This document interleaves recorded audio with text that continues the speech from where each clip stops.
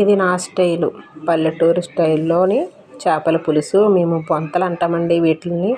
వీటి కోసం అయితే మట్టుకి ఉల్లిపాయలు, పచ్చిమిర్చి, టమాటో, కరివేపాకు, చింతపండు పులుపు, ఉప్పు, కారం, నూనె అన్నీ రెడీ చేశాను అనమాట. చేసుకొని ఇదిగోండి తపాలా వేసుకున్నాను. ఆయిల్ పోసి కరివేపాకు వేసుకున్నాను. ఉల్లిపాయలు, పచ్చిమిరపకాయ బాగా వేగిన తర్వాత టమాటా వేసి, టమాటా కూడా బాగా వేగిన తర్వాత చేపలు వేస్తాం. చేపలు వేసిన తర్వాత ఉప్పు, కారం వేసుకొని ఒక నిమిషం అలా మగ్గబెట్టుకొని ఆ తర్వాత వెంటనే చింతపండు పులుపు వేసేస్తాం. వేసుకున్న తర్వాత బాగా మరగాలన్నమాట. ఇది బాగా కలుపుకొని బాగా మరుగుతుంది పులుసు.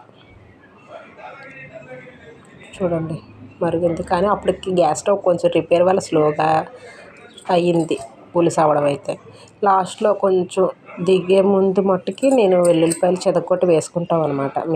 నేనైతే వేస్తాను. మీకు నచ్చితే వేసుకోవచ్చు, లేకపోతే లేదు. సరేనండి, మాదైతే విలేజ్ స్టైల్ చేపల పులుసు అయితే ఇలా ఉంది. ఉంటుంది. బాయ్.